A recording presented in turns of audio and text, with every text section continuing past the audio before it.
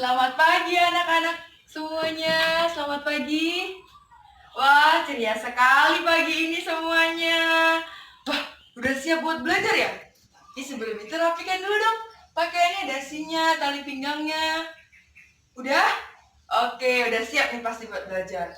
Tapi sebelum kita belajar, kita berdoa dulu ya. Memohon pertolongan Tuhan supaya pelajaran yang akan kita pelajari pada pagi hari ini dapat berguna bagi kita nanti atau bermanfaat bagi kita ke depannya. Sebelumnya ada yang mau pimpin doa nggak? Ayo, yang mau pimpin doa siapa? Oke, Doni silakan pimpin doa.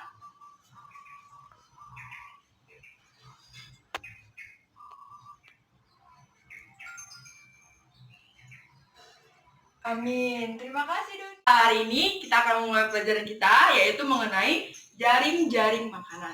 Ada yang tahu nggak sih sebelumnya apa itu jaring-jaring makanan? Yuk, ada yang mau bantu Ibu menjelaskan atau pendapatnya gitu apa mengenai jaring-jaring makanan? Ada? Oke, jadi nggak ada ya. Jadi Ibu jelasin. Jadi jaring-jaring makanan itu adalah gabungan dari gabungan dari rantai makanan yang digabungkan serta dikombinasikan serta tumpang tindih dalam sebuah ekosistem dan membentuk siklus makanan yang cakupannya lebih luas dari rantai makanan. Nah, bedanya apa sih Bu sama rantai makanan? Nah, bedanya itu adalah kalau misalnya di rantai makanan itu hanya ada satu proses memakan dan dimakan. Jadi ini padi dimakan tikus, tikus dimakan ular. Nah, itu hanya satu rantai makanan. Tapi kalau pada jaring-jaring makanan itu ada banyak sekali rantai makanan. Nah, kalau jaring-jaring makanan ini lebih dari satu rantai, bisa sampai 10 rantai makanan. Jadi yang pertama itu ada padi dimakan tikus, tikus dimakan ular, padi dimakan belalang, belalang dimakan katak, katak dimakan elang, padi dimakan belalang, belalang dimakan elang, padi dimakan ulat, ulat dimakan ayam, ayam dimakan elang, padi dimakan ulat, ulat dimakan katak, katak dimakan elang. Nah, ini pada satu produsen, yaitu produsennya si padi.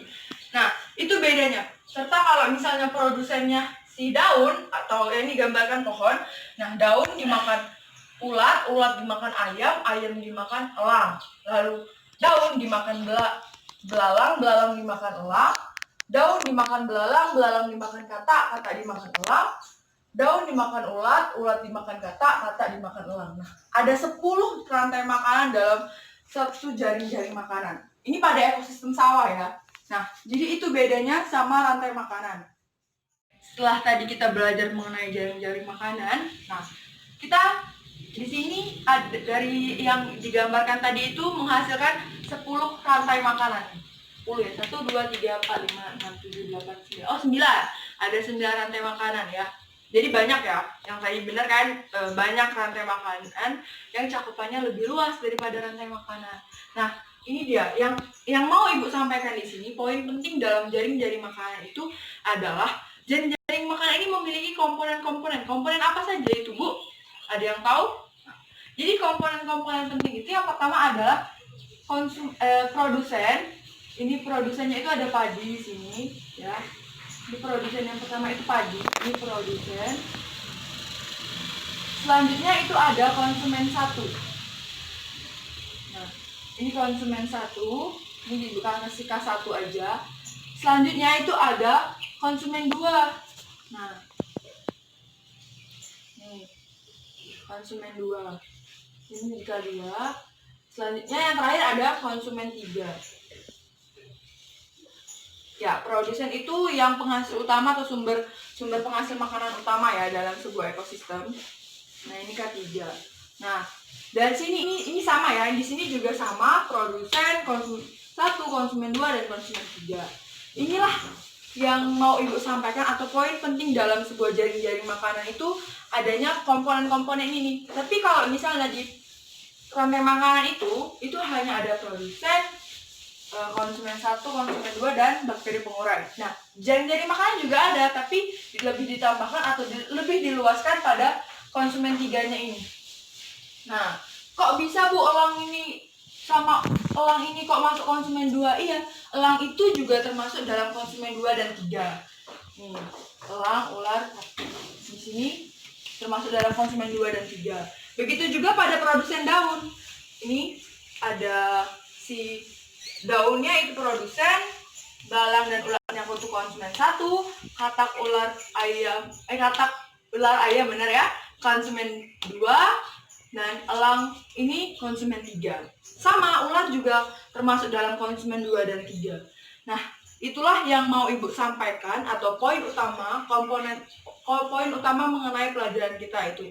Bedanya itu yang dicakupan lebih luasnya itu adalah ditambah atau adanya lagi konsumen 3 dalam jaring-jaring makanan.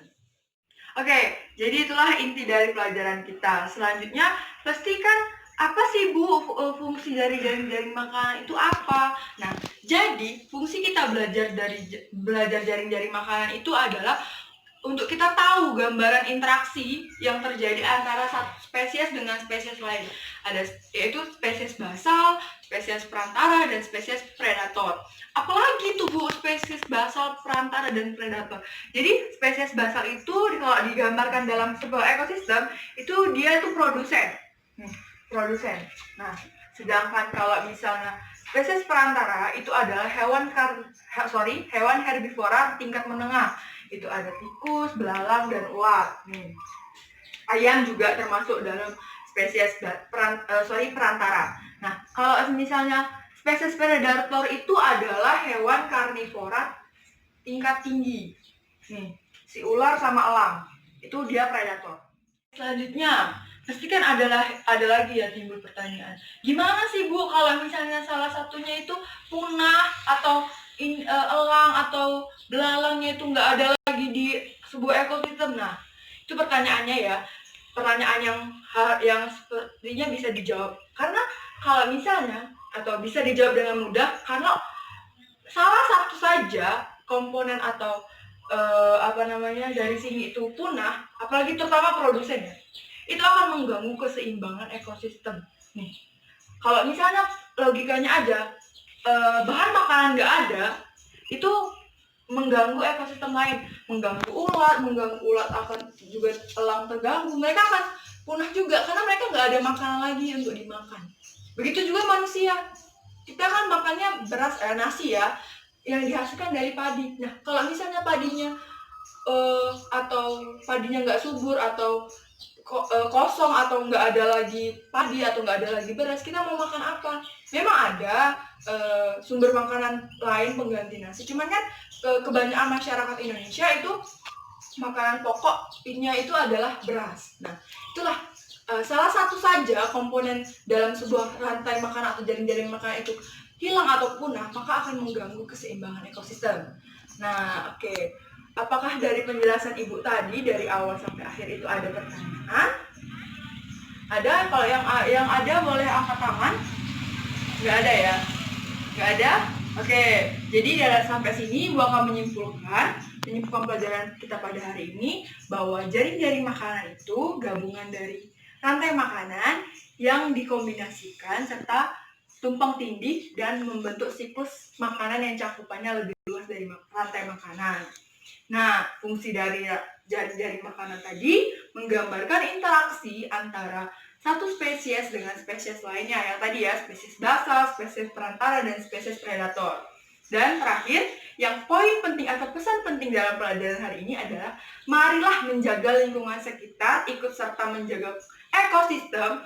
Nggak muluk-muluk mau ekosistem sawah, ekosistem yang ada di sekitar kita, ekosistem misalnya rumah kita dekat hutan, ya jaga ekosistem hutan. Jaga aja lingkungan sekitar dulu, baru menjaga lingkungan yang lainnya. Kalau kita sudah bisa menjaga lingkungan sekitar kita, kita pasti akan menjaga lingkungan yang ada di alam ini. Maka dari itu, tanamkan dalam diri kalian untuk ikut serta atau cintai dulu alam kalian, agar kalian bisa menjaga dan melestarikan lingkungan di sekitar. Nah, jadi poinnya itu adalah menjaga kelestarian atau menjaga keseimbangan ekosistem tadi ya. Oke. Dalam pelajaran hari ini, kalau nggak ada pertanyaan, kita akhiri. Tapi sebelum kita akhir, kita berdoa dulu ya. Oke, Ibu tadi kan udah dipimpin temannya Doni, sekarang Ibu yang pimpin doa. Oke, marilah kita bersatu dalam doa sesuai dengan kepercayaan kita masing-masing. Berdoa dimulai.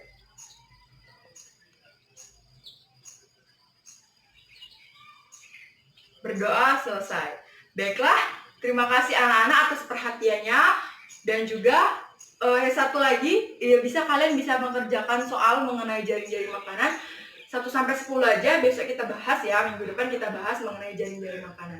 Oke, sekian dari pelajaran Ibu pada hari ini. Terima kasih atas perhatiannya, selamat pagi.